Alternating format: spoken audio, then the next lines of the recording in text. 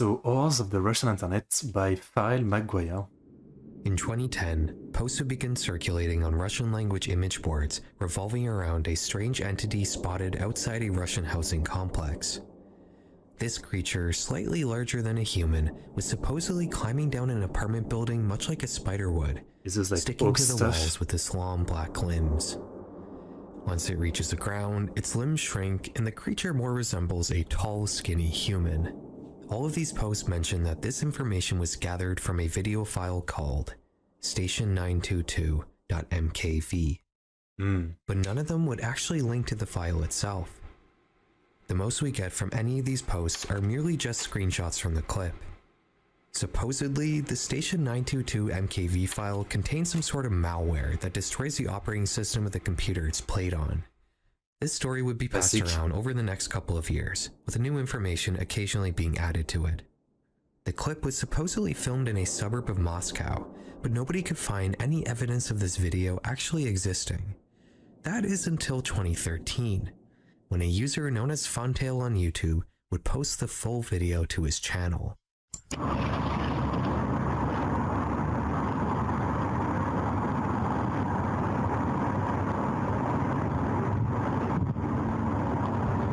I don't see anything. I might not have enough contrast, so I see it, okay.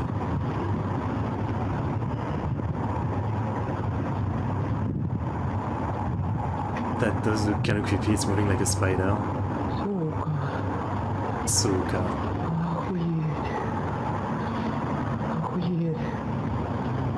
I wonder if it's just CG.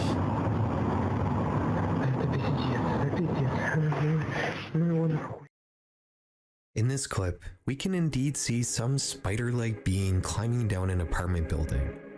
Since the video appears to have been filmed at night on a smartphone, everything is pretty dark and you can't see very much.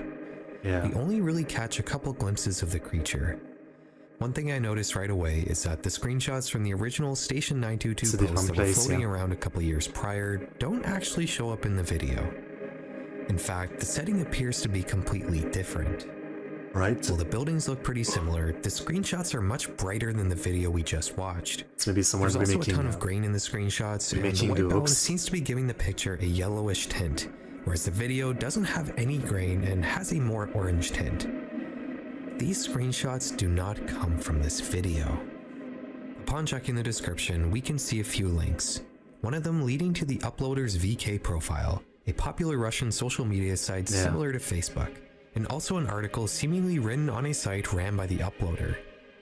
This article tells a story much like all the image board posts discussing Station 922, the difference here being that the write-up ends with the uploader telling us that he accidentally found the original video in the expanses of the web.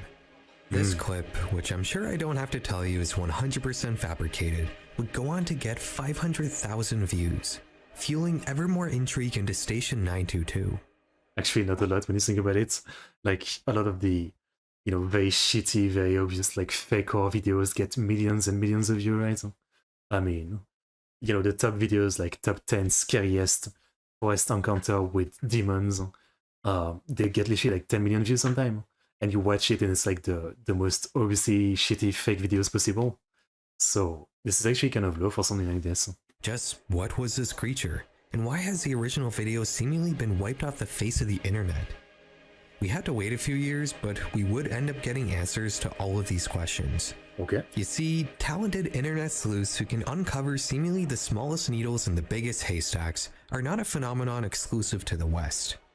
Well, In a yeah, stark parallel to the search for the origin of the backrooms location, a group of Russian internet detectives got together in 2014 to try to uncover the truth behind station922.mkv.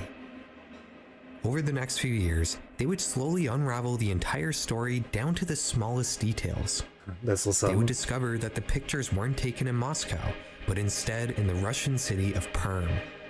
They would not only identify the exact apartment unit where the photos were taken, but they would also interview the residents of the building, asking if they knew anything about the creature. They would even manage to track down the anonymous internet user who originally came up with Station 922. Not surprisingly, he had made the creature in Photoshop. There was never any video. That's not quite where the story ends though.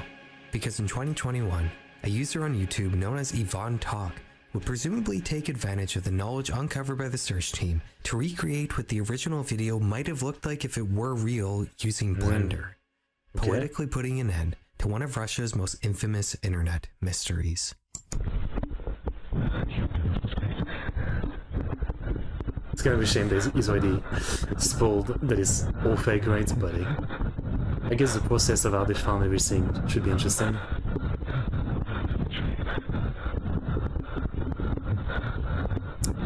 Average filmer of horror stuff.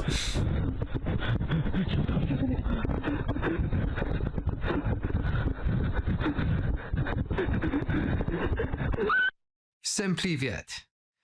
As a Canadian, Russia has always been a very interesting country to me. In many ways, our two nations are quite similar. We're both very large, very cold countries, mostly comprised of uninhabitable tundra, forest, and sprawling Great Plains. We're both chock full of colonial cities filled mostly with ethnic Europeans who practice some form of Christianity. We've both treated our indigenous populations pretty poorly. We both have a lot of oil and gas to sell. Oh, and of course we both love hockey. But in other ways, our countries couldn't be more different. Canada is a new world country that's an unwavering staple of the West, whereas Russia is an old world country that has historically almost single-handedly been the East, developing their own ways of operating society separately from the West. All the way down from big things like their language's alphabet or how their government operates, to little insignificant things like how homes are heated. And let's not forget, Russia's war in Ukraine has led to them getting essentially cut off from the West, resulting in the majority of Western chains in the country transforming into uncanny Russian clones, which makes all these differences feel ever more... It's so depressing. I just saw the news today that the US has stopped the aid to Ukraine, right? It's so depressing. In many ways, Russia feels like a bizarro version of Canada. A place where everything is similar, but nothing is quite the same. And I'm sure many of you watching from the USA probably feel a similar way. Today, we're going to dive into the world of Russian internet horror, which is a topic seldom discussed by Western YouTubers. We already went over Station 922, which is a... Okay, so it's going to cover different things. I was going to say, like, how can this story just mention... How can you cover that for like 25 minutes? I feel like I've already heard enough of it. Good that we're going to cover other stuff. Pretty infamous mystery, but our next topic is a much more obscure mystery. Good. On July 11th, 2013, a user on the paranormal board on 4chan would write the following post. Hey X, my dad bought a CD at a computer expo in Rochester, New York a few years back.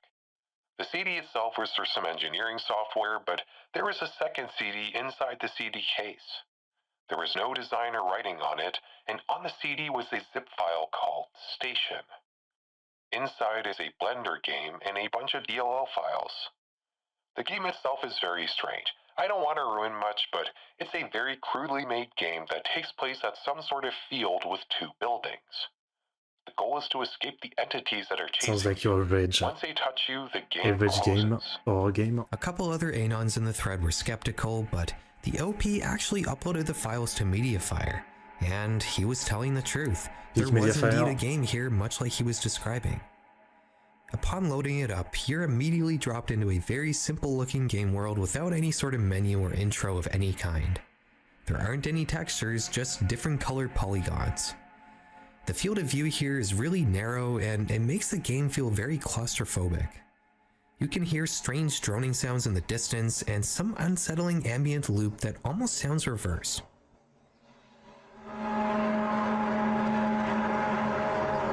That is kind of scary, yeah.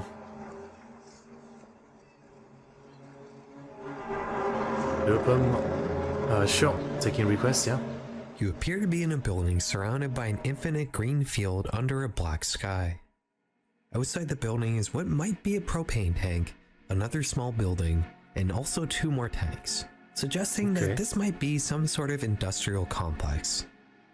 Outside, you'll also notice what appears to be a dock on the grass, which seems to be pretty out of place considering there's no water anywhere. As you explore and try to figure out just what's going on, these round white faces will begin descending from the sky and following you. If they touch you, the game immediately shuts off, and that's all there really is to it. Nowadays, this might seem pretty akin to your average itch.io horror slop, But this sort of thing wasn't as common back in 2013. A year prior in 2012, I remember playing SCP-087. I was literally about to mention the stairwell, like when he was walking through the stairs, it reminded me of the stairwell, yeah. Similar. You're immediately dropped into the game without any sort of menu, explanation, or exposition. The only thing you can really do here is descend the staircase. And I don't even remember if anything happens. It's just a creepy atmosphere. But I think it's infinite. I remember playing that. Eventually, you'll see a face just kind of poking out of the darkness, and if you move any further, the game immediately shuts off. That's what happens? Nowadays, this is a common formula, but I remember being really freaked out by SCP-087 back in the day because I had never experienced anything like it. And I'm sure if I had played Station.exe back then too, it would have had a similar effect. Now, you might be wondering, what exactly does this have to do with Russia? Unfinished. Well, one 4chan Anon found a set of coordinates inside one of the walls in the game. When plugging these into Google Maps, it revealed a couple buildings near a lake or quarry outside the Russian town of Milny in Siberia. When looking at this complex on Google Maps, you'll quickly notice that this is indeed the area depicted in the game. Okay. There's the two buildings, the dock, and even the propane tank, just like how they're laid out in the game. While this feels like a clue, it only brings up more questions. Why make such a crude game based on a random industrial building in a remote region of Siberia? To answer that question, I think we need to investigate this area of Russia a little more. Like I said earlier, what I would think is just like someone wanted to make an horror game. They probably live close to that place. They thought the place would be good for it. The reason they left the coordinates is to be like, yeah, this is the place that I use for this map. And clearly the game is unfinished, right? That's why what it is. Earlier, this industrial complex is a few kilometers outside the town of Milny. Now, to say that Milny is remote is an understatement. It's about 820 kilometers away from the nearest major city, which happens to be Yakutsk, the coldest city on Earth, which is so frigid that if you leave your car turned off outside in winter for even just a couple minutes, it will freeze and you won't be able to use it until summer. This leads many people there to just keep their car running for the entire season. It was in similarly harsh conditions to these that the diamond mine in Milny was created. Starting in 1957, in the heyday of the Soviet Union, workers had to use jet engines to melt the permafrost to even just begin digging. That was during the summer. In the winter, temperatures would get so cold that car tires would shatter. Imagine you fucking slip down that. I mean, if you manage to actually survive while crashing down there, maybe there's enough snow that, you know, it will stop your fall a bit. Like, literally, like, this is probably just peak ice and there's no way to climb back up. And you're probably so far away from anyone to scream. That's terrifying. And even oil would freeze. Despite these setbacks, digging would continue, and the Milny mine would eventually become one of the largest man-made holes ever dug, measuring more than 1 kilometer wide. Today, this giant hole stands as Milny's defining feature, standing ominously at the edge of town. So what does this have to do with Station.exe? Well, the area depicted in the game happens to exist on a long private road. The turnoff onto this road does happen to have a street view on Google Maps. This is the closest ground level look we're gonna get at the area depicted in the game. My first thought is how grim this place seems. There's nature everywhere, but it's also extremely polluted, with the sun being blocked out by a haze that seems to engulf everything. The contrast between the nature and the pollution just makes this place seem really uncanny. How do you know if it's pollution? I would just think it's mist, right?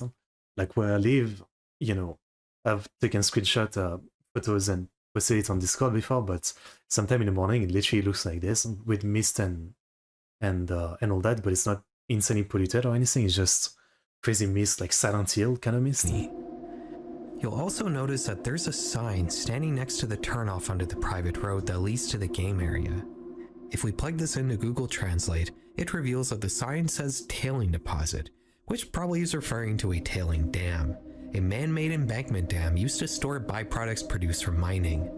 Okay. Judging how this area below the Station.exe buildings look, it most definitely is a tailing dam, and the body of water where the buildings sit may be a reservoir feeding into the dam. But while that doesn't exactly reveal any answers about Station.exe, it didn't stop users on 4chan from investigating further. One user discovered that the sounds in the game were ripped from this YouTube video taken in Ukraine. Okay.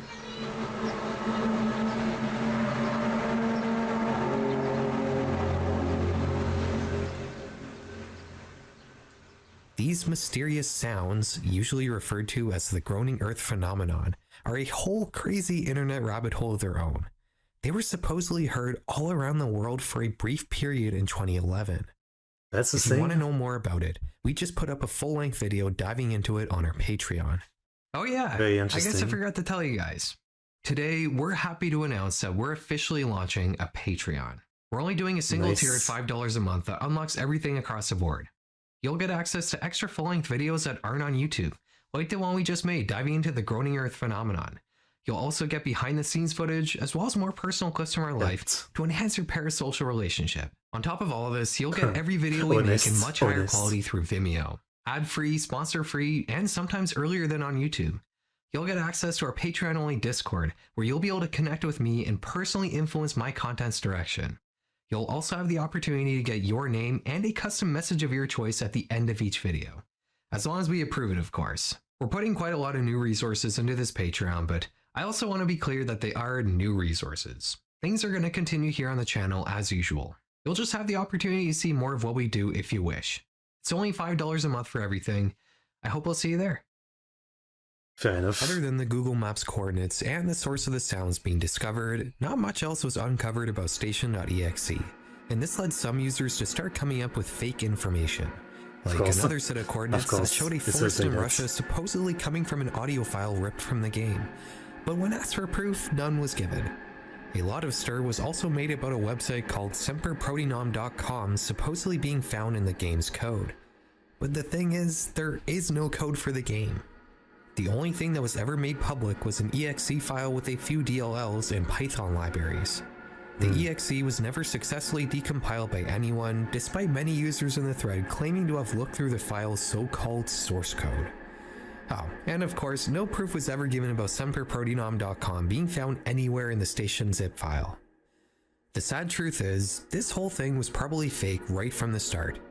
One thing from the very first 4chan thread that unfortunately flew under the radar was a user identifying the version of Blender used to make Station.exe, 2.67, which was released in March of 2013. This would make OP's claim about the disc being a few years old an outright lie. Yeah, unless of course it was a CDRW which can potentially be modified after being written to. But that also can't be true, because OP posted pictures of the supposed disc in the thread, and another user was able to identify it as a blank disc that was never written to. OP was lying about basically everything, which can only mean one thing. Station.exe was most likely a failed ARG, which is disappointing because the premise was actually pretty interesting. Mutiny is a really cool place to set something like this, and it makes me a little sad that the concept never went any further than a lazily... I mean, even if it was, yeah, like the truth would have probably still been just, it's some guy living close to that place, he thought it would be good for an horror game, he started making it, it never, like, got finished, but then how did that CD ever end up in the US at some auction or whatever, as they said? Yeah, I guess there was many clues that this was probably bullshit, but yeah, that was interesting nonetheless. Thrown together Blender project. Alright, we've looked at 2 stations so far, and for our next topic, we're going to look at something that supposedly occurred on a TV station. The following video was uploaded on August 5th, 2008. The title is in Russian. When translated into English, it reads, SGU TV, July 4th, 2008, effed up.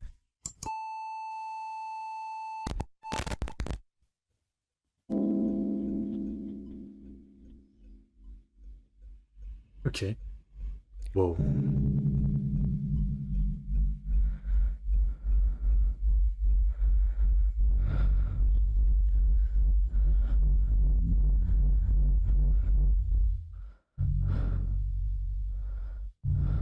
Some guy breathing.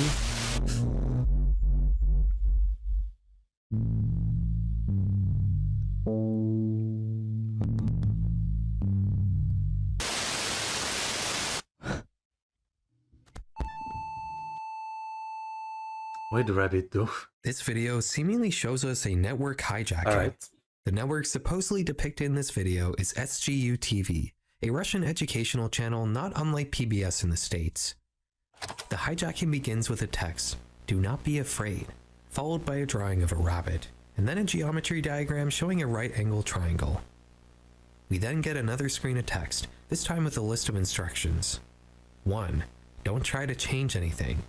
2. Think only about him. 3. The rabbits. Hands. 4. Inspection. This video tells us that these instructions will help you to accept as truth, whatever that means. After this, the video writes that people who watch this will go crazy. Okay, of followed course. by the word legless. After this frame, we get our final screen of text. It's the kind of thing where like it seems kind of cringe now, but I guess if you're young and you're watching TV and this happens, especially like some educational channel or something, where like very young kids might be watching, this would definitely freak you out. I mean, when I was young, if something like this would play, I would actually be spooked, definitely. Because it's not in a place you expect it, right? Which repeats twice. This one, strangely enough, asks the viewer, did it work? And then tells us that the sound in the video contains a V105 U2 PWM imprint. A what? PWM stands for pulse width modulation, which is a common method of modifying the timbre of a square oscillator in a synthesizer. And I'm guessing it's referring to the one synthesized note that plays throughout this video, which does appear to have some sort of modulation being applied to it. I'm not too sure what the V105 U2 means in this case though, and looking it up on Google only pointed back to this video. After this text, the video tells us that there's nothing evil here. It's just a little scary. But after watching, you will supposedly feel joy and everything in your future will turn out fine. Signed, your friend.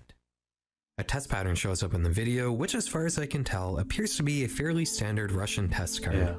The closest match I could find is this test pattern originating from Leningrad in 1988, although it's not an exact match. This video will go on to accumulate over 600,000 views, with the peak of its popularity occurring in the early 2010s. While commenters may have been split on whether or not the video was scary, it would still, for whatever reason, turn into a huge meme. Countless people would make their own versions or parodies of this video over the years. While the title of the original clip may have merely stated the network and time of the supposed hijacking, the meme would go on to be known by a line of text in the video. Beznogim, or in English, legless. Yeah, legless. Some of these alternate versions of this video are pretty funny. I like this one called Retro Legless, that just shows us the entire video but with the Windows Movie Maker sepia film effect applied to it. The lines of text here are framed in ornate silent movie borders, and the synth tones replaced with ragtime piano. I don't know why, but I find this really funny. I also like Legless Gabon Edition, which is truly a time capsule of early 2010s internet culture. This one talks about the long-anticipated Half-Life 3 and includes some spooky Gabon jump scares. I just wish they had snuck in "the cake is a lie" somewhere. Of course. What's interesting about this meme is the sheer staying power. People are still making new versions of this video to this day, and all of this for the last 17 years has been based off of this relatively mundane original video. So specific. Maybe there's more to this that I'm not getting as a naive Westerner. Let's investigate the original video a little closer. I decided to start with finding the source for the rabbit picture. My first thought here is that this image has been inverted, and sure enough, it looks a lot more natural when inverted back.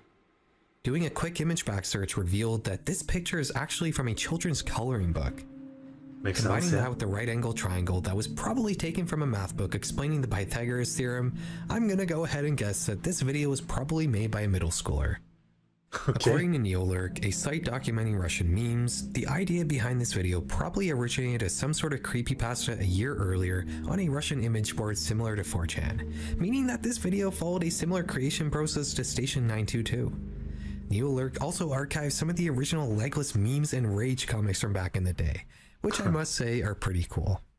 So far, we've talked about 2 stations and 1 TV station hijacking. But for our last topic today, there's no station involved. The following video was uploaded on January 29th, 2009. We're going to watch it in full before talking about it. There's a PSA. Phantom signal alert. We are roasting an electric video fire.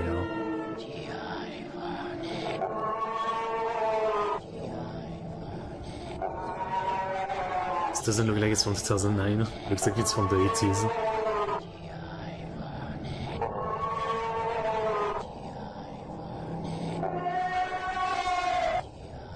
If there are any more dead kids out there, then show yourself. You know, I will take care of things. Now is the time to demonstrate it. Meet us in the video world. Dead Kids Foundation. This clip presents itself as a PSA, but not a public service announcement. Rather, a phantom really signal alert. The edginess of back then. Some obscured white face then begins babbling incoherently while occasionally being interrupted by static and what could be distorted screaming. Several pieces of disturbing text pop up in the video. The first strikingly reading, "We're roasting an electric video fire." What does it mean? The text on the rest of the video appears to be written from the viewpoint of a dead child, being that it at one point asks, if there are any more dead kids out there, then show yourselves. With the video closing out with, "Meet us in the video world." The title of this video is, "Many kids have died over these years," and this clip would swiftly spread around the Russian internet after being uploaded. A creepypasta would be written about it, stating that people who view this video in its entirety may hallucinate horrible things, and that it's even potentially caused the deaths of 23 people in total. Creepypasta also tells a story of how some of these deaths happen in Ukraine, which kind of follows the same story format that all cursed media creepypastas follow, so I'm not gonna get into it here.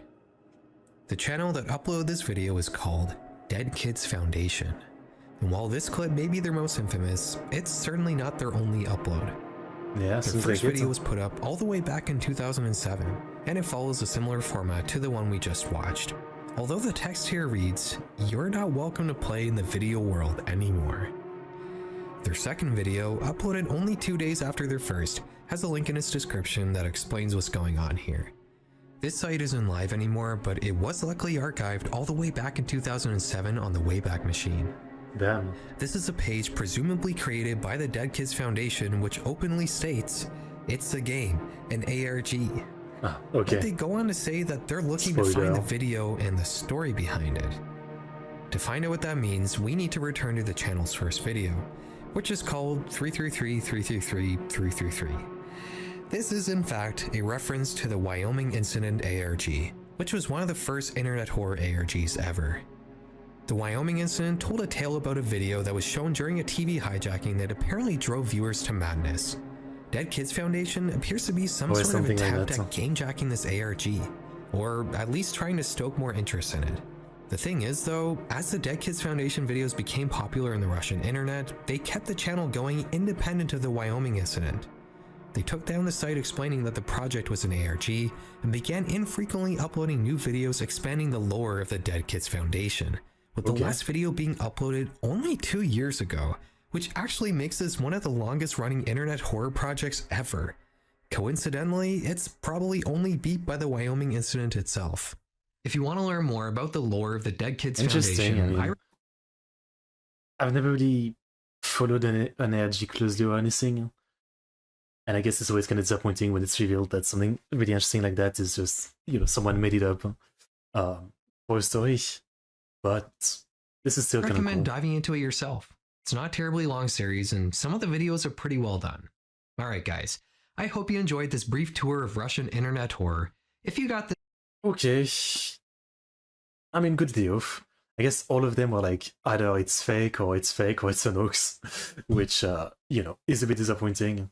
I do prefer stuff, you know, like that have an actual, like, real basis to an extent, I guess, I would say. But nonetheless, that was pretty interesting. Okay, here's the link. Here's the link. Interesting stuff. I'm sure there's probably, like, you know, a lot more messed up, interesting stuff on the Russian internet. Like, you know, obviously, like, he doesn't speak Russian or anything, or read, so he really found some surface level stuff, I would say. But I'm sure there's, like, a lot more that could be quite interesting to find, right?